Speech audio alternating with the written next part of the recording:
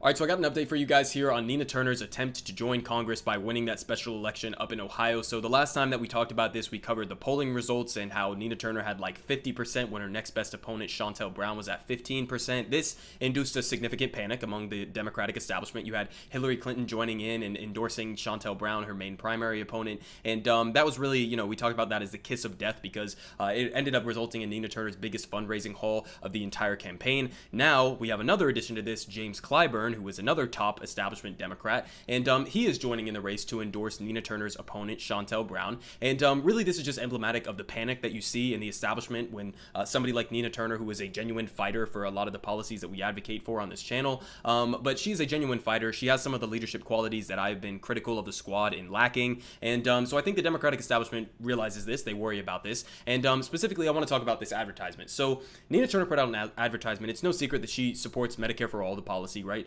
And she put out this advertisement talking about Medicare for All, and very soon after is when James Clyburn joined the race and decided to throw his hat in the ring. So we're going to talk about exactly why he might have decided to do that in response to an advertisement like this. Something that continues to haunt me to this day is my mother dying at the young age of 42 years old. No insurance, no money in the bank.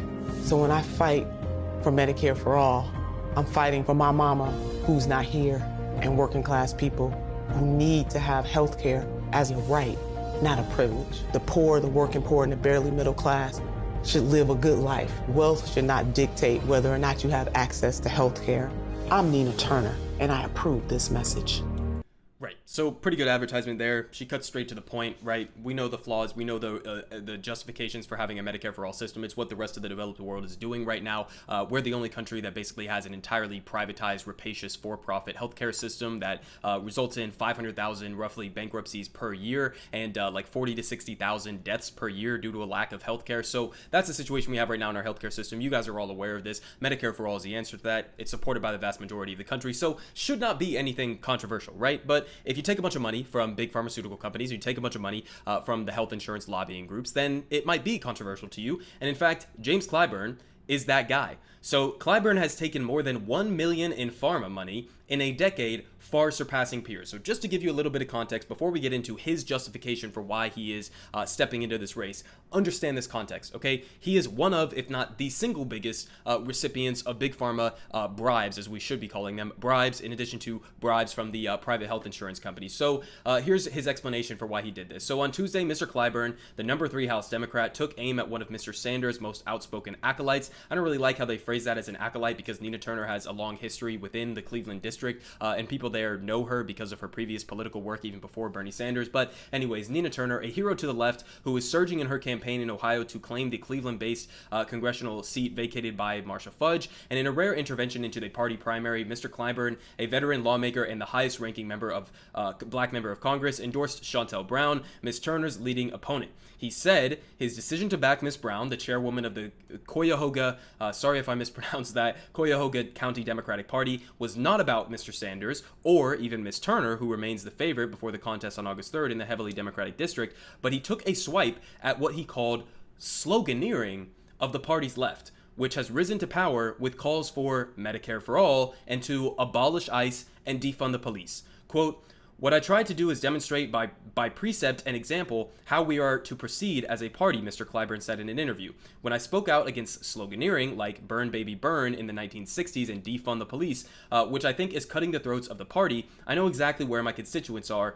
They are against that and I'm against that." So, no, they're not. Okay, you're absolutely wrong. Your constituents are actually for Medicare for All. The overwhelming majority of the country is for Medicare for All. Even according to some polls, close to half of Republicans are for a Medicare for All single-payer system. So that's just a straight-up lie. As for defund the police and abolish ICE, those are more contentious positions. I don't know what the specifics are of his South Carolina constituency, so I would tend to believe him on that. But the equivalency that he puts forward here in talking about sloganeering, as if these aren't policy proposals. Whether or not you agree with abolish ICE or defund the police, which I agree with both of those. ICE, of course, should be abolished. It was an institution that has no long-standing history in the United States. It's younger than me. I'm only 21 years old. ICE was created, I think, in 2003 or 2002 under the Bush administration, and they're operating fucking concentration camps for immigrants right now. So yeah, abolish ICE and the defund the police. Yeah, of course we should be defunding these bloated police budgets. They have, tanks and weapons that are military-grade weapons and vehicles that they they are using against the citizens of the United States,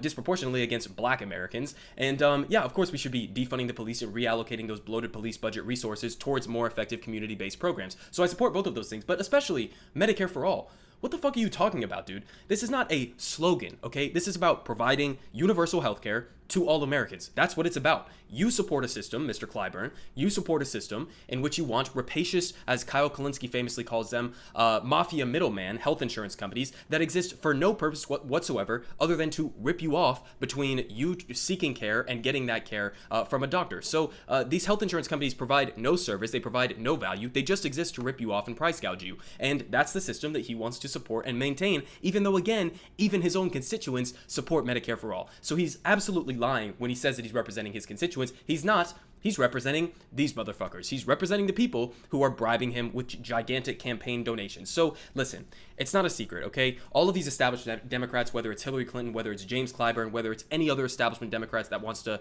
throw their hat in the ring, they're panicking, okay? That's why they're doing this. They don't like Nina Turner. They don't like the policy agenda that she actually stands for, and they understand, at least I think they understand, that she is an actual fighter, that she is not going to be holding back when she gets into Congress. She is going to be coming straight for the throats of all of these establishment Democrats and their corrupt ideas of how politics should work right now in the United States. So hopefully Nina Turner maintains the gigantic lead that we saw in previous polls. And obviously anything could happen, and I don't know how big of an impact this endorsement will have, but I do know that Nina Turner, after this endorsement came out, made over $100,000 in small dollar donations in less than 24 hours. So if anything, it might have helped her campaign. I'm not really sure. We'll have to keep seeing how this plays out, but I'm going to put Nina Turner's information down in the description below if you want to go help out her campaign, volunteer, donate, whatever you can do. But yeah, we need to get Nina Turner in Congress. When the establishment is panicking in this way, then you understand why they're panicking, okay? They take money from these special interest groups. They take money from these dark money groups, specifically in this case, big pharma and health insurance lobbying groups. And they're using that to block legislation that is desperately needed, like Medicare for all. So let's get Nina Turner in Congress. Let's add that additional voice and additional fighter to actually get some of the policies that we support implemented in Congress.